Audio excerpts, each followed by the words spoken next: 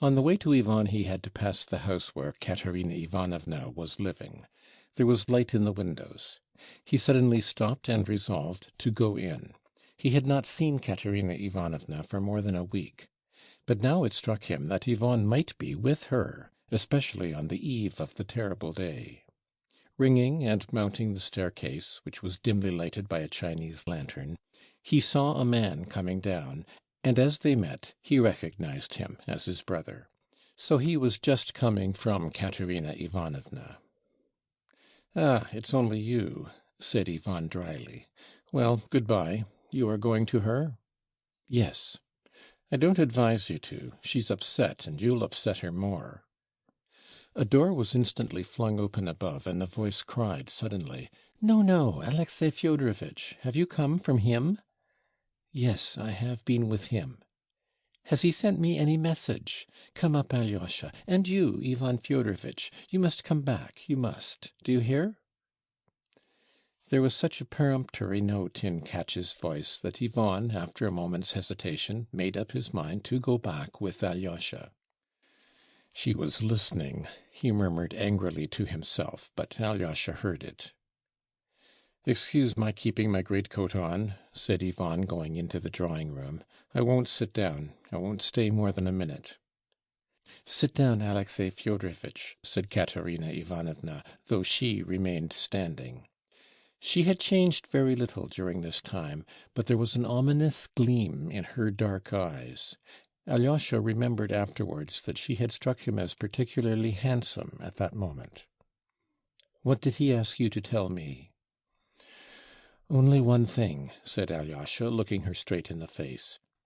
"That you would spare yourself and say nothing at the trial of what," he was a little confused, "passed between you at the time of your first acquaintance in that town." "Ah, that I bowed down to the ground for that money." She broke into a bitter laugh. "Why, is he afraid for me or for himself? He asks me to spare whom? Him or myself? Tell me, Alexey Fyodorovitch." Alyosha watched her intently, trying to understand her. "Both yourself and him," he answered softly. "I am glad to hear it," she snapped out maliciously, and she suddenly blushed. "You don't know me yet, Alexey Fyodorovitch," she said menacingly, "and I don't know myself yet. Perhaps you'll want to trample me underfoot after my examination tomorrow." "You will give your evidence honorably," said Alyosha. "That's all that's wanted." "Women are often dishonorable," she snarled. "Only an hour ago I was thinking I felt afraid to touch that monster, as though he were a reptile. But no, he is still a human being to me. But did he do it? Is he the murderer?" she cried all of a sudden, hysterically, turning quickly to Ivan. Alyosha saw at once that she had asked Ivan that question before, perhaps only a moment before he came in, and not for the first time, but for the 100th, and that they had ended by quarreling. "I've been to see Smerdyakov. It was you who persuaded me that he murdered his father. It's only you I believed," she continued, still addressing Ivan. He gave her a sort of strained smile. Alyosha started at her tone. He had not suspected such familiar intimacy between them. "Well, that's enough, anyway," Ivan cut short the conversation. "I am going. I'll come tomorrow." And turning at once, he walked out of the room and went straight downstairs. With an imperious gesture, Katerina Ivanovna seized Alyosha by both hands. "Follow him, overtake him, don't leave him alone for a minute," she said in a hurried whisper. "He's mad. Don't you know that he's mad? He's in a fever, nervous fever. The doctor told me so. Go, run after him." Alyosha jumped up and ran after Ivan, who was not 50 paces ahead of him. "What do you want?" He turned quickly on Alyosha, seeing that he was running after him. "She told you to catch me up, because I'm mad. I know it all by heart," he added irritably. "She is mistaken, of course, but she is right that you are ill," said Alyosha. I was looking at your face just now. You look very ill, Ivan." Ivan walked on without stopping. Alyosha followed him. "And do you know, Alexey Fyodorovitch, how people do go out of their mind?" Ivan asked in a voice suddenly quiet, without a trace of irritation, with a note of the simplest curiosity. "No, I don't. I suppose there are all kinds of insanity." "And can one observe that one's going mad oneself?" "I imagine one can't see oneself clearly in such circumstances," Alyosha answered with surprise. Ivan paused for half a minute. "If you want to talk to me, please change the subject," he said suddenly. "Oh, while I think of it, I have a letter for you," said Alyosha timidly, and he took Lise's note from his pocket and held it out to Ivan. They were just under a lamp post. Ivan recognized the handwriting at once. "Ah, from that little demon!" he laughed maliciously, and without opening the envelope, he tore it into bits and threw it in the air. The bits were scattered by the wind. "She's not 16 yet, I believe, and already offering herself," he said contemptuously, striding along the street again. "How do you mean, offering herself?" exclaimed Alyosha. "As wanton women offer themselves, to be sure." "How can you, Ivan, how can you?" Alyosha cried warmly in a grieved voice. "She is a child. You are insulting a child. She is ill, she is very ill too. She is on the verge of insanity too, perhaps. I had hoped to hear something from you that would save her." "You'll hear nothing from me. If she is a child, I am not her nurse. Be quiet, Alexey. Don't go on about her. I'm not even thinking about it." They were silent again for a moment. "She will be praying all night now to the Mother of God to show her how to act tomorrow at the trial," he said sharply and angrily again. You mean Katerina Ivanovna?" "Yes. Whether she's to save Mitya or ruin him, she'll pray for light from above. She can't make up her mind for herself, you see. She has not had time to decide yet. She takes me for her nurse too. She wants me to sing lullabies to her." "Katerina Ivanovna loves you, brother," said Alyosha sadly. "Perhaps, but I am not very keen on her." "She is suffering. Why do you sometimes say things to her that give her hope?" Alyosha went on, with timid reproach. "I know that you've given her hope. Forgive me for speaking to you like this," he added. "I can't behave to her as I ought. Break off altogether and tell her so straight out," said Ivan irritably.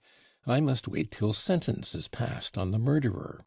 If I break off with her now, she will avenge herself on me by ruining that scoundrel tomorrow at the trial, for she hates him and knows she hates him. It's all a lie, lie upon lie. As long as I don't break off with her, she goes on hoping, and she won't ruin that monster, knowing how I want to get him out of trouble. If only that damned verdict would come." The words murderer and monster echoed painfully in Alyosha's heart. "But how can she ruin Mitya?" he asked, pondering on Ivan's words. "What evidence can she give that would ruin Mitya?" "You don't know that yet. She's got a document in her hands in Mitya's own writing that proves conclusively that he did murder Fyodor Pavlovitch." "That's impossible!" cried Alyosha. "Why is it impossible? I've read it myself." "There can't be such a document," Alyosha repeated warmly. "There can't be, because he's not the murderer. It's not he murdered father, not he." Ivan suddenly stopped. "Who is the murderer, then, according to you?" he asked, with apparent coldness. There was even a supercilious note in his voice. "You know who," Alyosha pronounced in a low, penetrating voice. "Who? You mean the myth about that crazy idiot, the epileptic Smerdyakov?" Alyosha suddenly felt himself trembling all over. "You know who," broke helplessly from him. He could scarcely breathe. "Who? Who?" Ivan cried almost fiercely. All his restraint suddenly vanished. "I only know one thing," Alyosha went on, still almost in a whisper. "It wasn't you killed father." "Not you? What do you mean by not you?" Ivan was thunderstruck. "It was not you killed father. Not you," Alyosha repeated firmly. The silence lasted for half a minute. "I know I didn't. Are you raving?" said Ivan, with a pale, distorted smile. His eyes were riveted on Alyosha. They were standing again under a lamp-post. "No, Ivan, you've told yourself several times that you are the murderer." "When did I say so? I was in Moscow. When have I said so?" Ivan faltered helplessly. "You said so to yourself many times, when you've been alone during these 2 dreadful months," Alyosha went on softly and distinctly as before. Yet he was speaking now, as it were, not of himself, not of his own will, but obeying some irresistible command. "You have accused yourself and have confessed to yourself that you are the murderer and no one else. But you didn't do it. You are mistaken. You are not the murderer. Do you hear? It was not you. God has sent me to tell you so." They were both silent. The silence lasted a whole long minute. They were both standing still, gazing into each other's eyes. They were both pale. Suddenly Ivan began trembling all over, and clutched Alyosha's shoulder. "You've been in my room," he whispered hoarsely. "You've been there at night when he came. Confess. Have you seen him? Have you seen him?" "Whom do you mean? Mitya?" Alyosha asked, bewildered. "Not him, damn the monster!" Ivan shouted, in a frenzy. "Do you know that he visits me? How did you find out? Speak. Who is he? I don't know whom you are talking about," Alyosha faltered, beginning to be alarmed. "Yes, you do know, or how could you? It's impossible that you don't know." Suddenly he seemed to check himself. He stood still and seemed to reflect. A strange grin contorted his lips. "Brother," Alyosha began again, in a shaking voice, "I have said this to you because you'll believe my word, I know that. I tell you once and for all, it's not you. You hear, once for all. God has put it into my heart to say this to you, even though it may make you hate me from this hour." But by now Ivan had apparently regained his self-control. "Alexey Fyodorovitch," he said with a cold smile, "I can't endure prophets and epileptics, messengers from God especially, and you know that only too well. I break off all relations with you from this moment, and probably forever. I beg you to leave me at this turning. It's the way to your lodgings, too. You'd better be particularly careful not to come to me today. Do you hear?" He turned and walked on with a firm step, not looking back. "Brother," Alyosha called after him, "if anything happens to you today, turn to me before anyone." But Ivan made no reply. Alyosha stood under the lamp-post at the crossroads till Ivan had vanished into the darkness. Then he turned and walked slowly homewards. Both Alyosha and Ivan were living in lodgings. Neither of them was willing to live in Fyodor Pavlovitch's empty house. Alyosha had a furnished room in the house of some working people. Ivan lived some distance from him. He had taken a roomy and fairly comfortable lodge attached to a fine house that belonged to a well-to-do lady, the widow of an official. But his only attendant was a deaf and rheumatic old crone who went to bed at 6 o'clock every evening and got up at 6 in the morning. Ivan had become remarkably indifferent to his comforts of late, and very fond of being alone. He did everything for himself in the one room he lived in, and rarely entered any of the other rooms in his abode. He reached the gate of the house, and had his hand on the bell, when he suddenly stopped. He felt that he was trembling all over with anger. Suddenly he let go of the bell, turned back with a curse, and walked with rapid steps in the opposite direction.